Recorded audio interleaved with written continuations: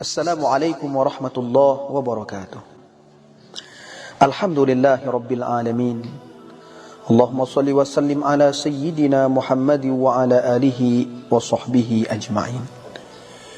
Dalam kesempatan ini kita akan membahas tentang sholatul tarawih. Dalam beberapa hari terakhir kita menyaksikan satu video yang viral, di mana dalam video itu disebutkan bahwa dalil sholat tarawih 8 rakaat adalah hadis yang diriwayatkan oleh Siti Aisyah radhiyallahu anha ketika ditanya kaifa kanat sholatu Rasulillah fi Ramadan, maka Siti Aisyah menjawab, maka Rasulullah sallallahu alaihi wasallam yazidu fi Ramadan wala fi ghairihi ala 11 rakaatan. Rasulullah tidak pernah melebihkan solatnya dari 11 rakaat, baik dalam bulan Ramadan maupun di luar Ramadan.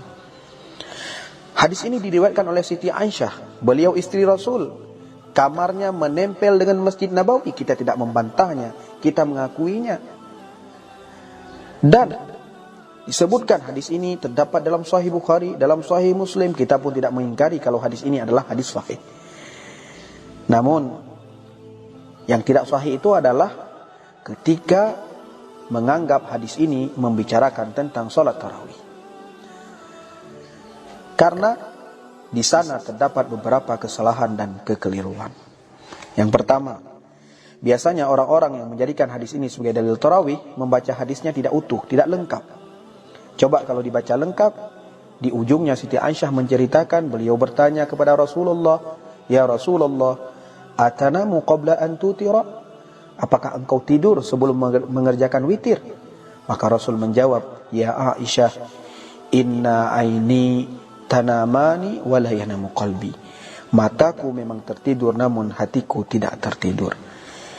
Nah, dari sini jelas bahwa hadis yang sedang dibicarakan oleh Siti Aisyah konteksnya menceritakan tentang sholatul witir, sholat witir. Kesalahan yang kedua, tidak jeli di dalam mengamati setiap untayan kata yang terdapat di dalam hadis. Dalam hadis ini ada frase fi Ramadan wala fi ghairi. Jadi solat yang diceritakan adalah solat yang terdapat pada bulan Ramadan dan juga terdapat di luar Ramadan. Solat yang ada di luar Ramadan tentu bukan solat tarawih, karena solat tarawih itu hanya ada di dalam bulan suci Ramadan. Yang ketiga, inkonsistensi dalam beramal. Orang-orang yang menjadikan hadis ini sebagai dalil tarawih, tarawihnya biasanya juga hanya di bulan Ramadan. Seharusnya kalau mau konsisten, mereka tidak hanya tarawih pada bulan Ramadan saja, tetapi di bulan-bulan yang lain, di bulan Syawal nanti, di malam-malam hari raya, di bulan Muharram, bulan Rabiul Awal dan sebagainya, mereka juga mengerjakan sholat tarawih. Namun kita melihat di luar Ramadan mereka tidak melaksanakan tarawih, bahkan hadis ini pun hampir tidak pernah terdengar dari mereka. Lalu kesalahan yang keempat, ketika menjadikan hadis ini sebagai dalil tarawih adalah merendahkan Nabi kita Rasulullah sallallahu alaihi wasallam. Kenapa merendahkan Nabi? Ketika hadis ini dibagi kepada 2 paket sholat, 8 rakaat untuk tarawih, 3 rakaat untuk witir. Artinya kita mengamini bahwa witirnya Rasulullah di dalam bulan Ramadan tidak pernah lebih dari 3 rakaat. Ini tentunya tidak layak bagi Rasulullah yang merupakan teladan bagi umat. Seorang teladan yang disebutkan dalam hadis yang lain, Rasulullah yajtahidu fi Ramadan, bersungguh-sungguh dalam beribadah kepada Allah di bulan Ramadan, melebihi kesungguhan beliau di bulan-bulan yang lain. Maka sangat tidak wajar, sangat tidak pantas, sangat tidak layak ketika seorang Rasul witirnya di bulan Ramadan hanya 3 rakaat. Maka menganggap hadis ini berbicara tentang tarawih, di dalamnya terkandung penghinaan, penistaan kepada Rasulullah, karena menganggap witirnya Rasulullah tidak pernah lebih dari 3 rakaat.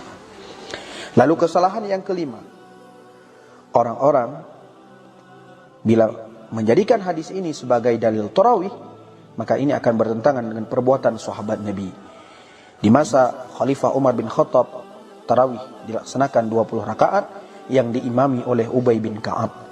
Pada waktu itu Siti Aisyah masih hidup, Sayyidina Utsman masih hidup, Sayyidina Ali masih hidup, banyak para sahabat senior masih hidup.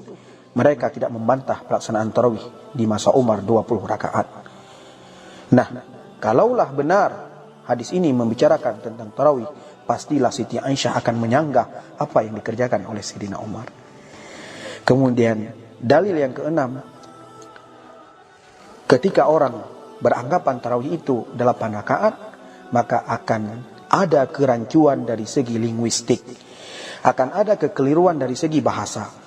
Kenapa? Karena kalau dalam bahasa Indonesia suatu kata itu terbagi kepada singular dan plural, dalam bahasa Arab kosakata itu terbagi kepada mufrad, tasniyah dan jamak. Mufrad artinya tunggal, tasniyah artinya 2, dan jamak artinya 3 atau lebih. Kata at-tarawih merupakan sighat muntahal jumu'. Kalimat jamak paling kurang harus ada 3. Maka at-tarawih itu harus ada 3 tarwihah, 3 kali istirahat. Dinamakan tarawih karena banyak istirahat. Setiap 4 rakaat orang-orang yang mengerjakan tarawih beristirahat dengan membaca Al-Quran, melakukan tawaf. Jadi baru salat itu logis dinamakan tarawih minimal 12 atau 16 rakaat. Kalau salatnya 8 rakaat dinamakan tarawih, maka ini adalah kedustaan kalau ditinjau dari segi bahasa. Dan sebenarnya banyak dalil-dalil yang lain, alasan-alasan yang lain yang menunjukkan suatu kekeliruan ketika menganggap hadis ini sebagai dalil tarawih. Dan tentu adalah suatu hal yang bid'ah ketika kita merendahkan Rasulullah, menganggap witirnya Rasulullah cuma 3 rakaat, menganggap tarawihnya para sahabat menentang dengan apa yang dikerjakan oleh Rasulullah. Makanya dari sini kita melihat kenapa para ulama, para imam madhab, mereka semuanya berpendapat tarawih itu adalah 20 rakaat, kecuali Imam Malik yang menambah 16 rakaat lagi sehingga menjadi 36 rakaat. Baik, hadirin yang dimuliakan oleh Allah Subhanahu wa taala. Kemudian yang kedua, kita membahas tentang hadis yang diriwayatkan oleh Sayyiduna Jabir bin Abdullah, "Shalla bina Rasulullah sallallahu alaihi wasallam samani raqatin thumma autara." Hadis ini kalau kita lihat dari segi status atau dari segi kesahihannya masih diperselisihkan oleh para ulama. Dikarenakan di dalam mata rantai sanadnya terdapat nama Isa bin Jariyah yang merupakan seorang perawi yang diperselisihkan oleh para ulama. Kalaupun seandainya hadis ini sahih, tetap hadis ini tidak dapat dijadikan sebagai hujjah, sebagai dalil penetapan jumlah rakaat. Kenapa? Karena berbicara tentang jumlah rakaat dalam hadis ini terdapat beberapa ihtimal, beberapa kemungkinan. Dan kemungkinan itu bukanlah kita mengada-ngada, tapi memang disebutkan oleh para ulama. Kita bisa melihat misalnya dalam kitab Al-Mahalli, Syekh Jalaluddin Al-Mahalli dalam kitab Kanzur Raghibin menjelaskan wa kana Jabir innama hadara fil lailati tsalitsah war rabi'ah. Jabir hanya hadir pada malam yang ketiga dan keempat. Kemudian itu bisa dilihat dalam kitab Syarah Al-Mahalli juzuk 1 halaman 217.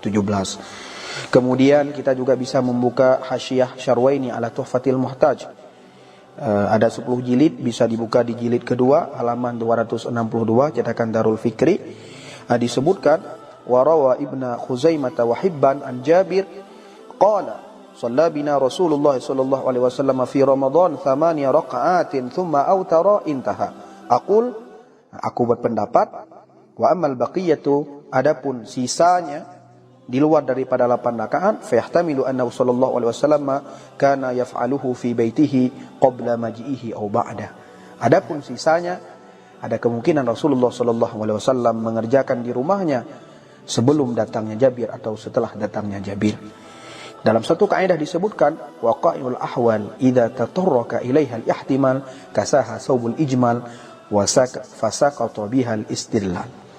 Sebuah kejadian, suatu peristiwa bila terdapat beberapa kemungkinan beberapa ihtimal kasaha thawbul ijmal, maka dia dikategorikan mujmal. Fasaqata bihal istidlal, maka menjadi gugur dalam hal istidlal atau dalam hal pengambilan dalil. Jadi sekalipun hadis ini sahih, tetap hadis ini tidak dapat dijadikan rujukan tentang jumlah rakaat. Makanya apa yang menjadi rujukan dalam hal jumlah rakaat? Yang menjadi rujukan adalah ijma' sahabat, perbuatan sahabat Nabi di masa Umar yang disepakati, yang tidak ada seorang sahabat pun yang menyanggahnya. Di sisi yang lain, Sayyiduna Jabir bin Abdullah yang meriwayatkan hadis shalla bina, beliau wafat di tahun 74 Hijriah. Masa kekhalifahan Umar dari 13 sampai 23 Hijriah. Artinya apa? Di masa Khalifah Umar bin Khattab, Jabir bin Abdullah masih hidup.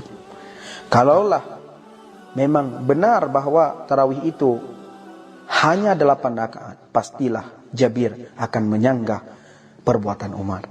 Tapi ternyata tidak menyanggah. Oh, kita katakan mungkin Jabir takut. Jabir itu bukan seorang penakut. Di dalam kitab Fawaidul Janiyah, Syekh Yasin Al-Fadani menyebutkan biografi Jabir, beliau hadir 19 peperangan bersama Rasulullah.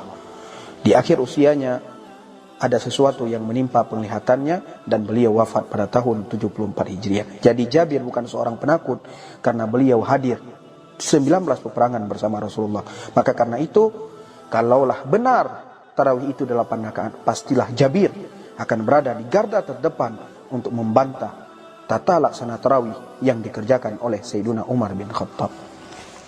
Hadirin yang dimuliakan oleh Allah Subhanahu wa taala. Kemudian poin berikutnya, apakah benar Imam Al-Bukhari merupakan fuqaha Syafi'iyah?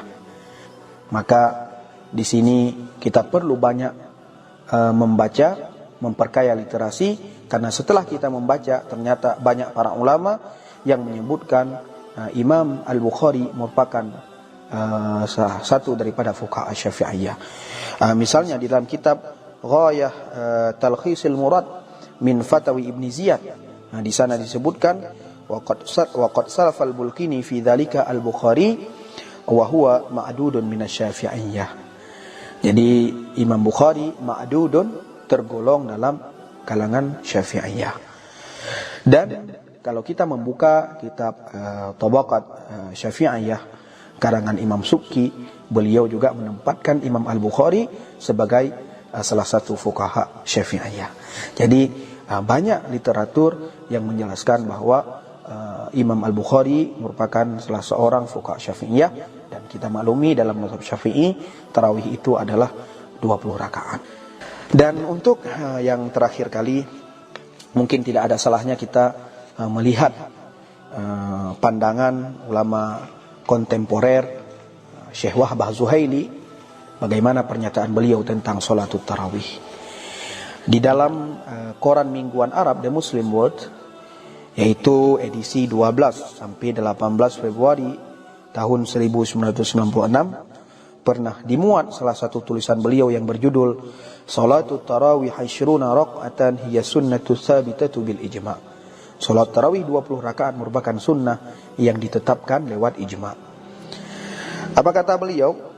Wa man za'ama anna salat tarawih 8 raq'atin faqat wa inna hadha huwa sunnatu fi salatiha wa inna salataha akthara min dhalika bid'atun faqad dhallala as-sahabata wa khalafa amara Rasul sallallahu alaihi wasallam. Orang yang menduga tarawih itu hanya 8 rakaat dan itu adalah sunnah, adapun lebih dari 8 rakaat adalah bid'ah, maka mereka sungguh telah menganggap sesat para sahabat dan mereka telah menyimpang dengan perintah Rasulullah sallallahu alaihi wasallam.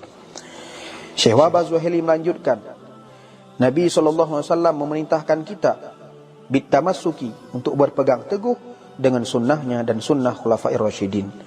Sesuai dengan sabda Rasul, "May ya'ishu minkum", siapa yang hidup di antara kamu, fasayara ikhtilafan katsira, mereka akan melihat perbedaan pendapat yang banyak. Fa alaikum bisunnati wa sunnatil khulafair rasyidin al mahdiyyin, maka berpegang teguhlah kepada sunnahku dan sunnah khulafa'ir rasyidin yang mendapat petunjuk. Addu 'alaiha bin nawajid, gigitlah dengan gigi geraham. Di sana kita dituntut untuk berpegang pada sunnah Rasulullah dan sunnah khulafa'ir rasyidin. Inna Umar radhiyallahu anhu huwa alladhi amara Ubay bin Ka'ab ay yusalliya bihim 20 wa aqarrahu ala dhalika as-sahabah fasara dhalika ijma'an wa mukhalafatul ijma' amrun khatirun fid din. Kata Syekh Wahbah Zuhaili, Sayyidina Umar adalah sahabat yang memerintahkan Ubay bin Ka'ab untuk menjadi imam melaksanakan solat 20 rakaat, dan itu mendapat pengakuan para sahabat. Fasara dzalika ijma'an, maka ini menjadi suatu konsensus, menjadi ijma' ulama. Wa mukhalafatul ijma' amrun khatirun fid din, merupakan perkara yang sangat fatal, perkara yang sangat berbahaya dalam agama. Hadirin yang dimuliakan oleh Allah Subhanahu wa taala, jangan sampai kita terkecoh dengan sebahagian orang yang mencoba untuk membenturkan antara Rasulullah dengan sahabat. Kalau kamu ingin ikuti Rasulullah, maka jumlah rakaat tarawihnya begini. Kalau kamu ingin ikuti Umar, rakaat tarawihnya seperti itu. Karena sebenarnya tidaklah para sahabat Nabi ini melakukan sesuatu, melainkan mereka telah mendapat tuntunan daripada Rasulullah sallallahu alaihi wasallam. Mudah-mudahan kita dapat menghargai Rasulullah, menghargai para sahabat, tidak membenturkan antara Rasul dan sahabat, dan kita senantiasa berpegang teguh kepada para ulama. Dalam kitab Madzhabul Arba'ah kita bisa melihat, dalam kitab fikih Syafi'i, fikih Hanafi, Hambali, Maliki, semuanya mengakui bahwa tarawih itu adalah 20 rakaat. Hanya demikian bahasan singkat dalam kesempatan ini. Al-Fakir menyadari banyak kekurangan, banyak kesilapan, maka di situ Al-Fakir memohon maaf yang sebesar-besarnya. Semoga bermanfaat. Wallahu muwaffiq ila aqwamit thoriq wal hadi ila sabilir rasyad. Wassalamu alaikum warahmatullahi wabarakatuh.